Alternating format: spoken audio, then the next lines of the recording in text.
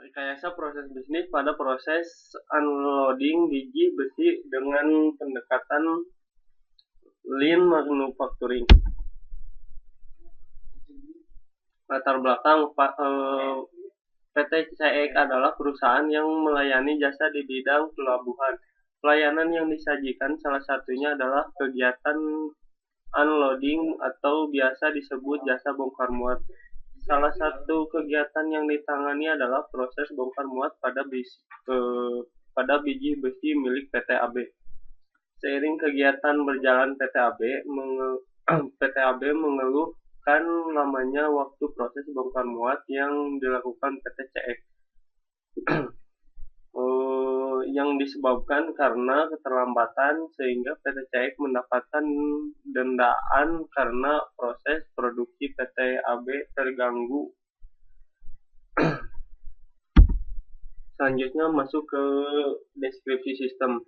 Pada studi kasus ini yang akan dijelaskan adalah mengenai sistem bongkar muat yang terdapat di PT CX.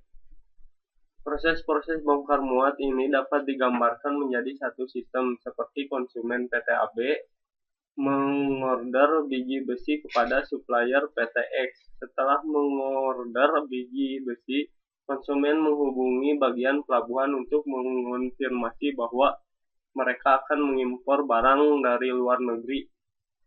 Supplier mendapatkan order, kemudian mereka menghubungi agen untuk mengurus administrasi pelabuhan.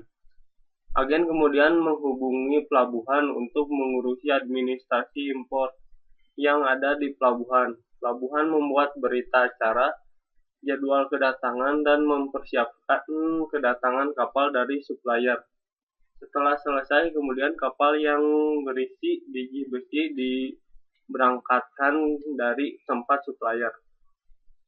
Kapal disandarkan dan akhir proses yaitu proses bongkar muat. Setelah proses bongkar muat selesai dan biji besi telah dipindahkan dari kapal, maka biji besi kemudian dikirim ke konsumen. Fungsional diagram adalah diagram untuk menggambarkan keterkaitan antara pelaku bisnis dengan barang, material, dan sebagainya. Di sini keterkaitannya adalah jika ingin mengorder dan melakukan bongkar muat, maka yang pertama dilakukan adalah mengorder biji besi kepada supplier PT X.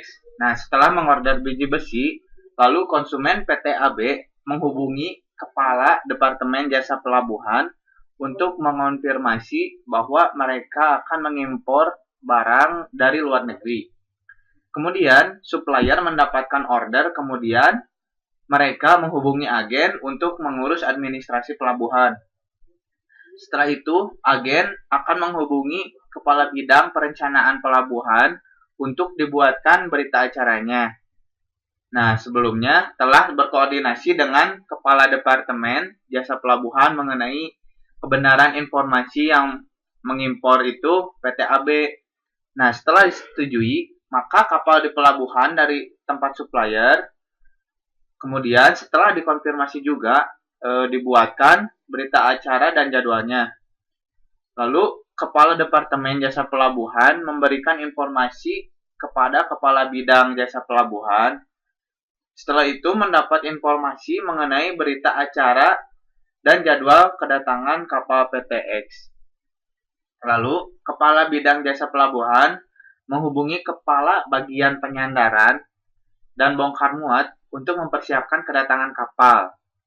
Kapal datang 3 hari kemudian setelah agen mengkonfirmasi. Dan kapal kemudian diparkir di laut lepas untuk dikonfirmasi dahulu identitas dari kapal tersebut, apakah sudah sesuai atau belum. Lalu agen itu mengurusi administrasi yang ada pada pelabuhan. Setelah selesai, kemudian kapal disandarkan, lalu melakukan bongkar muat atau pemasangan palka, proses grading, memasukkan biji ke hopper. Setelah itu, kemudian biji besi dikirim kepada konsumen PT AB. Setelah dikonfirmasi, kepala bidang jasa pelabuhan. Lalu kapal yang sudah dibongkar kemudian dibersihkan dan dilayarkan kembali atau sailing. Ya, setelah kita mengetahui pemborosan terjadi di mana, yaitu pemborosan terjadi pada yang paling banyak itu pada proses unloading. Jadi di situ walaupun itu value added, tapi lamanya waktu proses menyebabkan terjadinya pemborosan waktu. Di sini saya akan menjelaskan menghilangkan pemborosan waktu itu dengan metode ASIA. Yang pertama, semua proses yang terdapat pada value stream mapping itu telah diidentifikasi oleh proses activity mapping. Di sini yang pertama akan dihilangkan pemborosannya adalah pada proses penyerahan kapal. Sebenarnya proses penyerahan kapal itu bisa dipangkas sehingga lebih efisien. Yang pertama adalah melakukan perawatan dan training agar lebih cepat dalam proses penyerahan kapal. Lalu yang kedua adalah proses persiapan bongkar dan persiapan palka itu teridentifikasi oleh proses activity mapping itu sama, maka dilakukanlah simplifikasi menjadi satu persiapan saja, yaitu persiapan bongkar dan palka. Lalu pada proses grabbing dan hopper itu digunakan manual pada PT-CX, maka dilakukan proses otomasi yang diadaptasi pada proses pelabuhan di Thailand dengan menggunakan control room untuk mengerucutkan waktu standar dan grand gantry yang dapat mengangkat 50 ton. Pada lead time, semua proses dilakukan scheduling sehingga waktu proses tunggu yang ada menjadi menghilang. Ini adalah value stream mapping future state yang telah diperbaiki.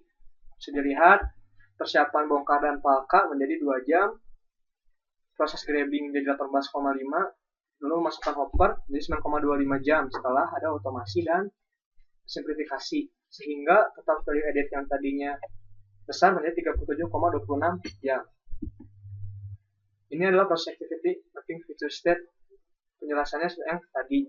Jadi kita memangkas VA yang tadinya berapa puluh lebih besar daripada NPA, sekarang menjadi 34,40%. Value stream mapping adalah merupakan proses pemetaan secara visual aliran informasi dan material yang untuk menyiapkan metode dan performance yang lebih baik dalam sebuah usulan future state map. Di sini material yang akan disajikan adalah material biji besi dari PT X yang akan diorder oleh PT AB. Biji besi yang akan diimpor adalah sebanyak 147.918 ton yang mempunyai waktu lead time 2 minggu, yang artinya PT X akan mengirim biji besi 2 minggu sekali. Sebelum dikirim proses, awal yang dilakukan PT AB adalah mengorder biji besi, kemudian memberitahu ke bagian kepala Departemen Jasa Pelabuhan. Supplier pun sebelum kapal diberangkatkan maka harus mengurusi masalah administrasi pelabuhan. Maka agen harus menghubungi kepala bidang perencanaan pelabuhan yang akhirnya akan berkoordinasi dan membuatkan jadwal kedatangan kapal. Kepala bidang jasa pelabuhan akan mendapatkan informasi jadwal itu dan menghubungi kepala bagian penyanderaan dan bongkar muat untuk mempersiapkan penyandaran kapal dan menuntun kapal. Lead time dari kedatangan kapal sampai menuju kapal disandarkan adalah rata-rata biasanya 3 hari.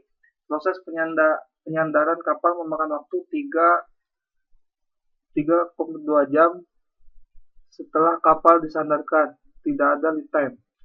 Persiapan bongkar memakan waktu 2,8 jam. Di sini dilakukan seperti inspeksi kembali dan menyiapkan kren. Setelah persiapan selesai, maka masuk proses bongkar muat.